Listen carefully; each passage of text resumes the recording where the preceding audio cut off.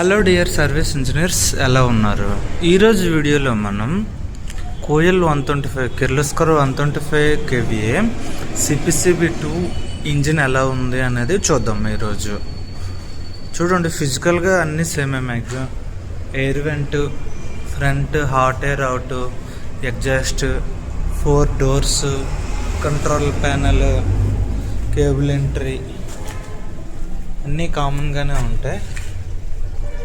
ఇంకా branding, Koil branding ఉంది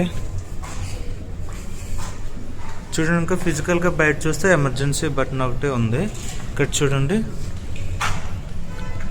దీని తాలూకా డీటెయిల్స్ అన్నీ ఉన్నాయి. చూడండి, డిపికే ఇంజనీర్స్ ప్రైవేట్ లిమిటెడ్, ఇది మ్యానుఫ్యాక్చరింగ్ డేటు, ఇయర్ అన్నీ ఉన్నాయి.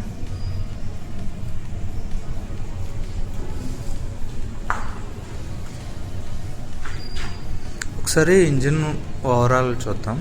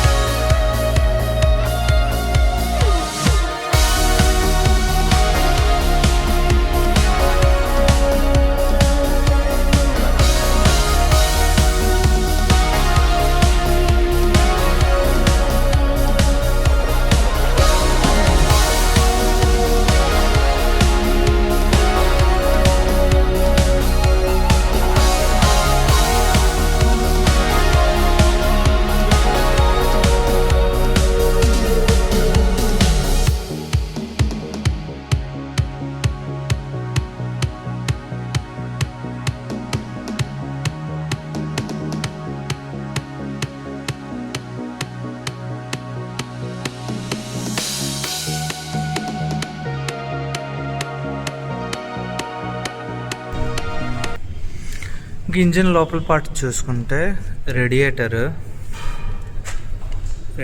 ఫ్యాన్ చూడండి. రేడియేటర్ ప్లస్ ఇంటర్కూలర్ రెండు ఇందులోనే ఉన్నాయి.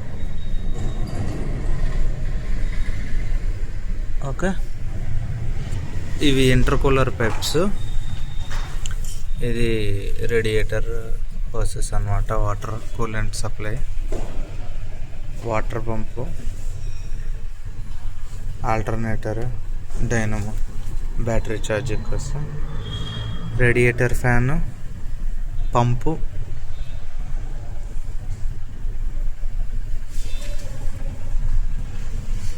అంతే, turbo charger, self starter, battery 12 voltage 100 amps battery.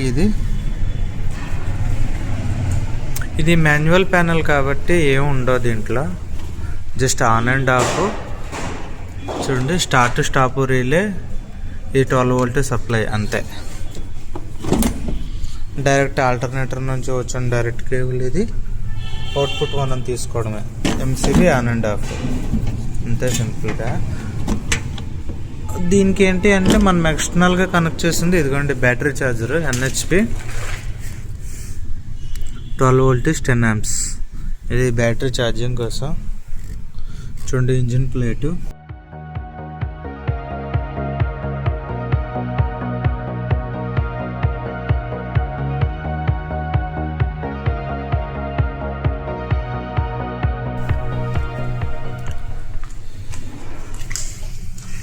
Air filter to turbo charger, exhaust out. ఇది ఇటువైపు.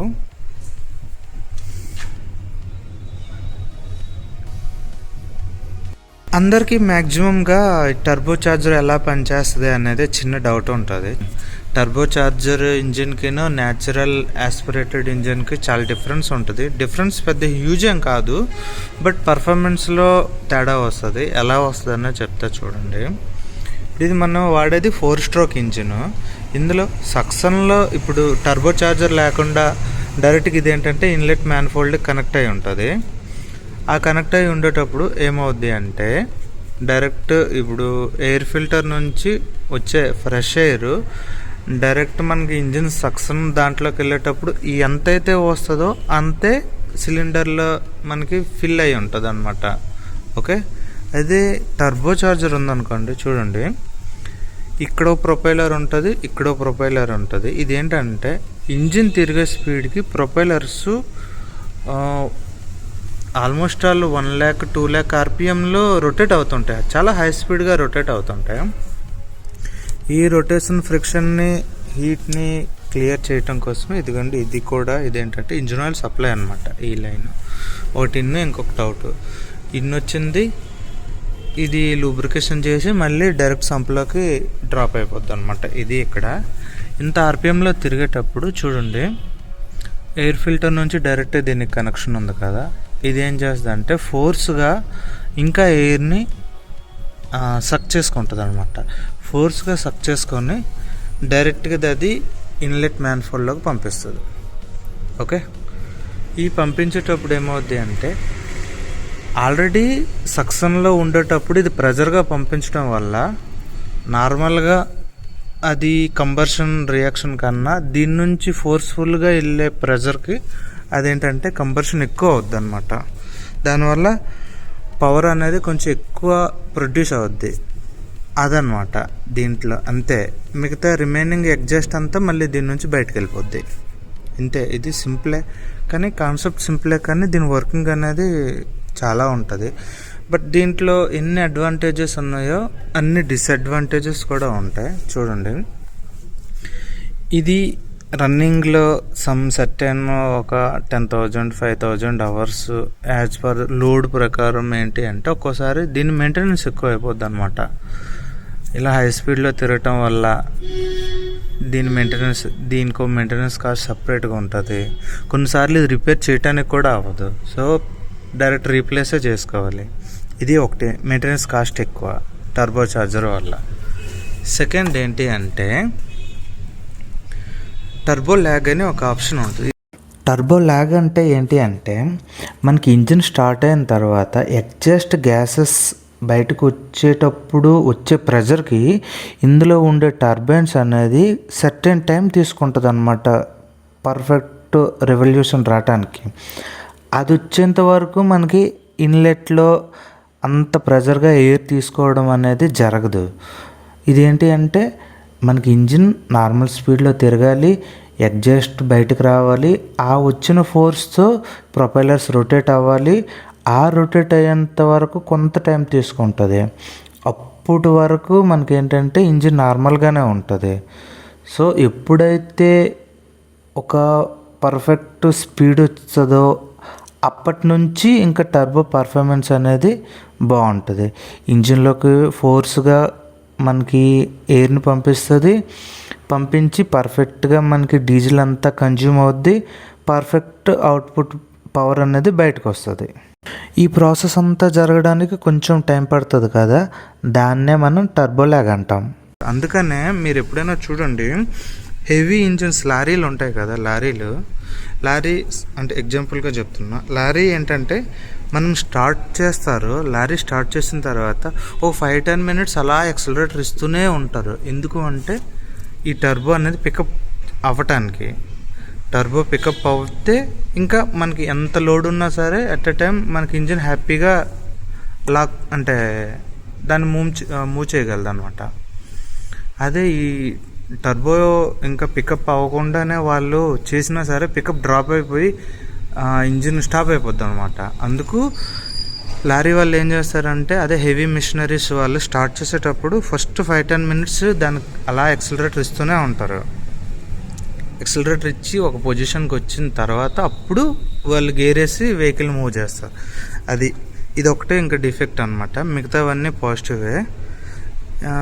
Maintenance cost and turbo lag ఈ రెండు కాకుండా దీనివల్ల ఏంటి అంటే నార్మల్ న్యాచురల్ ఎయిర్ వెళ్ళి కంబర్షన్ అయ్యి పవర్ ప్రొడ్యూస్ అయ్యేదానికన్నా ఇలా ఫోర్స్గా మనం ఎయిర్ని లోపలికి పంపించి చేయటం వల్ల కొంచెం ఇంజిన్ తాలూకా పవర్ పెరుగుద్ది అనమాట. దీనివల్ల ఏంటి అంటే మనం ఘాటీ ఎక్కుతాం కదా, ఈ ఘాటీ రోడ్లో ఏదైనా పికప్ వేసేటప్పుడు లాంగ్ డ్రైవ్లో టర్బోచార్జర్ ఇంజిన్స్ పర్ఫార్మెన్స్ అనేది బాగుంటుంది.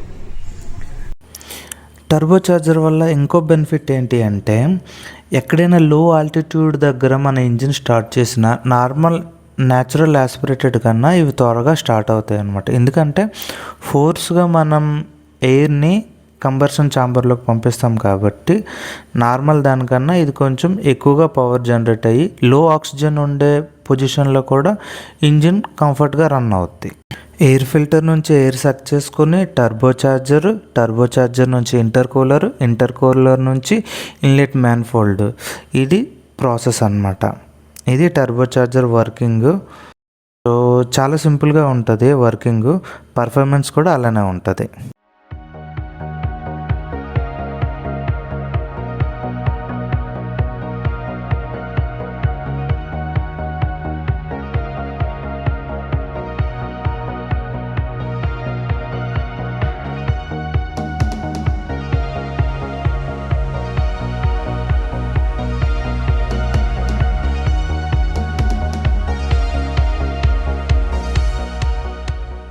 ఇటువైపు ఏం సెన్సార్స్ లేవు చూడండి. ఇంజిన్కి ఇటువైపు అయితే ఏం సెన్సార్స్ లేవు, just radiator tank, intercooler pipe, radiator, battery, dynamo, self motor.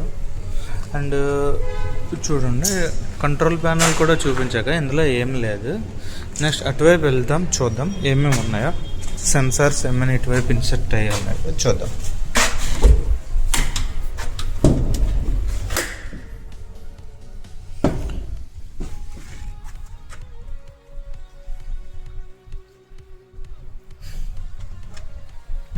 చూడండి ఇక్కడ సెన్సార్ ఉంది.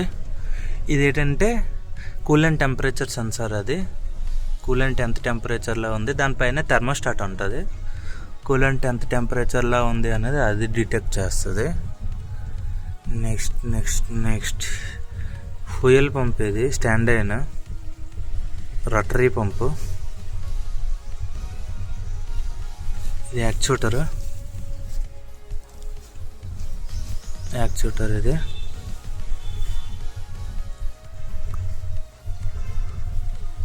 ఇదండి, ఇది ఇక్కడ నుంచి మనం ఇంజిన్ ఆయిల్ వేస్తామన్నమాట. ఎప్పుడైనా సర్వీస్ చేసేటప్పుడు ఇంజిన్ ఆయిల్ మనం దీంట్లో నుంచే వేస్తాం డైరెక్ట్గా. ఇది ఇంజిన్ ఆయిల్ గేజ్ చూసుకోవడానికి. ఇది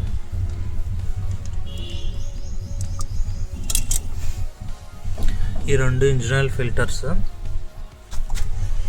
అండ్ CPCB2 కాబట్టి ఎక్కువ సెన్సార్స్ ఏముండవు, బేసిక్ సెన్సార్స్ ఉంటాయి. ఏంటి, coolant temperature, oil pressure sensor. ఇది ఆయిల్ ప్రెజర్ సెన్సార్. ఇది MPU అంటే మ్యాగ్నెటిక్ పికప్ యూనిట్ అనమాట. ఓకే, ఇది ఏం చేస్తుంది అంటే మనకు ఫ్లైవీల్ ఉంది కదా, ఫ్లైవీల్ రింగ్ గేర్స్ని బేస్ చేసుకొని దీంట్లో నుంచి సిగ్నల్స్ వస్తాయి అన్నమాట. ఫ్లైవీల్ ఎలా టీత్ ఉంటాయి కదా, టీత్ పొజిషన్కి వచ్చేటప్పటికి పాయింట్ పైకి వస్తుంది. మళ్ళీ అది నెక్స్ట్ పొజిషన్ అంటే టీత్ వచ్చేటప్పటికి పికప్ అన్నమాట, వోల్టేజ్ క్రియేట్ అవుతుంటుంది అనమాట. మ్యాగ్నెటిక్ త్రూ ఇది వోల్టేజ్ క్రియేట్ అయ్యి చూడండి అక్కడ ఇది ఉంది కదా, ECU అనమాట.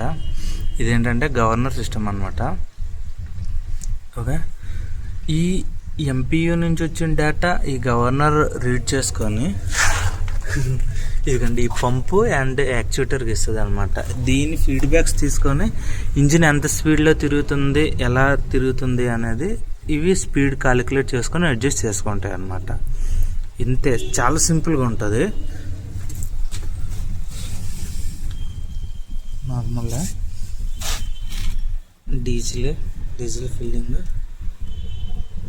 ఫ్యూయల్ కౌంట్ అంతే, ఫ్లోట్.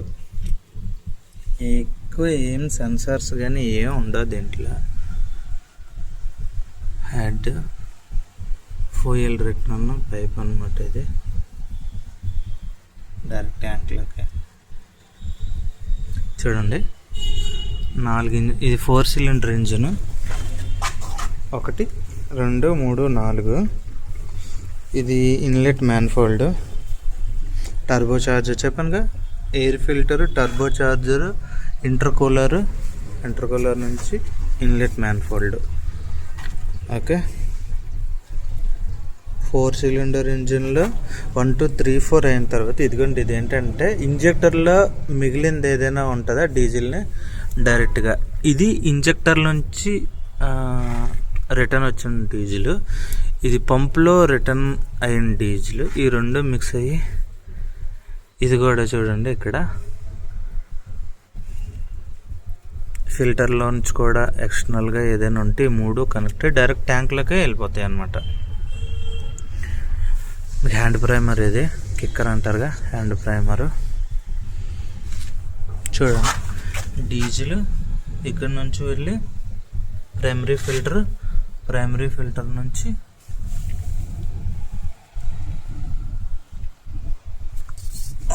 ఇంకొకటి చూడండి, ఇక్కడ ఉంది కిక్కరు. ఇది మరి ఏ రకంగా డిజైన్ నాకు అర్థం కాలేదు. కిక్కర్ అయితే ఇగండి ఇక్కడ ఉంది. First hand primer. ఓకే, దీని నుంచి ఇగోండి సెకండరీ ఫిల్టర్, ఇది వాటర్ సెపరేటర్. ఓకే, నెక్స్ట్ దాని నుంచి డైరెక్ట్ పంప్ నుంచి ఇంజెక్టర్లకి డైరెక్ట్గా స్ప్రెడ్ అయిపోతుంది. ఇది ఇంజిన్.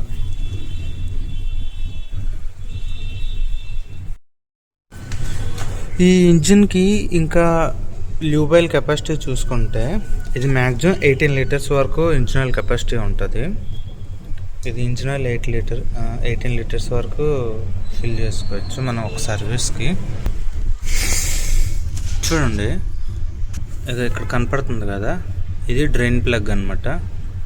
మనం ఇంజిన్ ఆయిల్ ఒకవేళ డ్రైన్ చేయాలి అనుకుంటే అది ఓపెన్ చేస్తే మనకి ఇంజిన్ ఆయిల్ డ్రైన్ అవుద్ది. మనం ఫిల్ చేయాలంటే ఇందులోంచి ఫిల్ చేసుకోవచ్చు. 18 లీటర్స్ మనకి ఇంజిన్ ఆయిల్ ఫుల్ చేసుకోవచ్చు. ఇదిగోండి, ఈ 2 spin on type engine oil filters అన్నమాట, ఈ 2. ఓకే,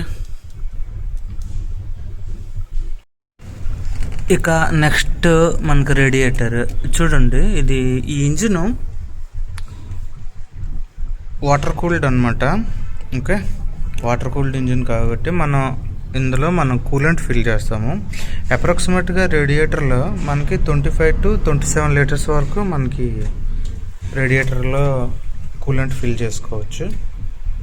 ఓకే, చూడండి, ఇందులోంచి మనం రేడియేటర్ కూలెంట్ ఫిల్ చేస్తాం. ఒకవేళ ఎప్పుడైనా ఫుల్ డ్రైన్ చేయాలి అనుకోండి, రేడియేటర్ డ్రైన్ చేయాలి అనుకుంటే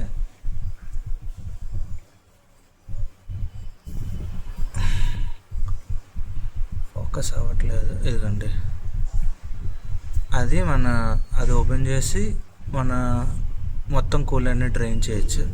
లేదు అనుకున్నా సరే ఇదిగోండి, ఇది ఉందిగా, ఈ హోస్ మనం ఓపెన్ చేస్తాం అనుకోండి మొత్తం డ్రైన్ అయిపోద్ది. ఎప్పుడైనా మనం రేడియేటర్ని కంప్లీట్ వాష్ చేయాలి అనుకుంటే, డ్రైన్ చేసి మళ్ళీ కొత్త కూలెంట్ రీఫిల్ చేయాలి అనుకుంటే ఇది ఓపెన్ చేసినా పర్లేదు, అది ఓపెన్ చేస్తే స్లో వస్తుంది. ఇదైతే మొత్తం ఒకేసారి వచ్చేస్తుంది.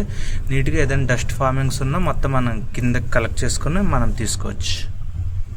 ఇది ఇక నెక్స్ట్ డీజిల్. చూడండి, ఇక్కడ నుంచి ఇక్కడ వరకు మనకు కనపడుతుందిగా, ఇది డీజిల్ ట్యాంకు.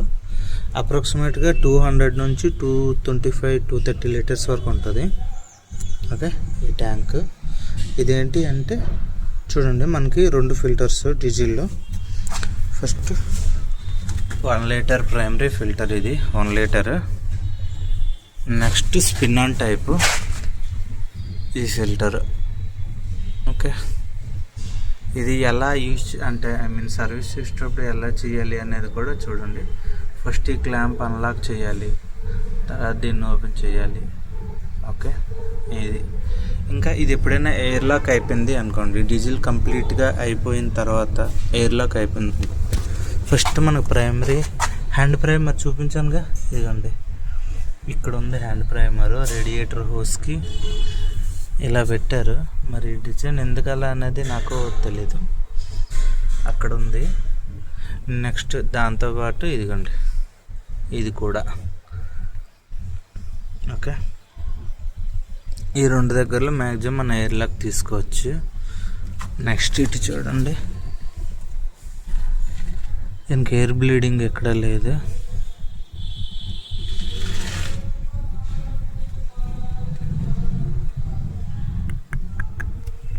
ఇంకా ఈ జనరేటర్ ఇంకో పాయింట్ ఏంటి అంటే ఫ్యూయల్ కన్జంప్షను. మ్యాక్సిమం ఇది 100% లోడ్కి 25 to 27 లీటర్స్ వరకు ఇది కన్జ్యూమ్ చేస్తుంది 100% లోడ్లో. దాన్ని బట్టి మనం క్యాలిక్యులేట్ చేసుకోవచ్చు మన చేసే లోడ్ ఎంత ఏంటి అనేది, దాన్ని బట్టి దీన్ని డీజిల్ కన్జంప్షన్ అనేది ఉంటుంది. ఓకే, నెక్స్ట్ చూడండి ఇంకా పవర్, ఇది మ్యాక్సిమం ఎన్ని అంప్స్ వరకు లోడ్ క్యారీ చేయగలదు అనేది నేను ఇప్పుడు మీకు చూపిస్తాను. చూడండి,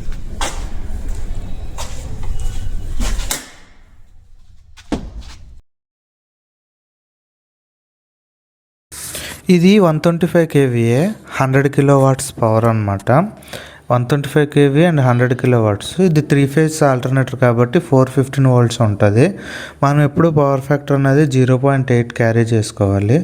చూడండి 3 phase 415 volts, పవర్ ఫ్యాక్టర్ 0.8. మనకి యాంప్స్ అనేది చూడండి 173.9. ఇది మ్యాక్సిమం 100% లోడ్లో ఇది జనరేట్ చేసే కరెంట్ అనమాట. ఓకే, మనకి ఆర్పిఎం కూడా 1500 ఉంటుంది. 1500 ఆర్పిఎంలో 0.8 పవర్ ఫ్యాక్టర్ 100% లోడ్ వేసుకుంటే మనకు 173.9 amps పవర్ని జనరేట్ చేస్తుంది ఈ ఆల్టర్నేటరు. మ్యాక్సిమం ఈ వీడియోలో అన్ని పాయింట్స్ కవర్ చేస్తా అనుకుంటున్నా. సో ఏదైనా పాయింట్ మిస్ అయితే కామెంట్ చేయండి. అలానే ఎవరైతే జనరేటర్ ఫీల్డ్లో రావాలనుకుంటున్నారో వాళ్ళకి ఈ వీడియోని షేర్ చేయండి. తప్పకుండా ఈ ఛానల్ని సబ్స్క్రైబ్ చేయండి. Thank you.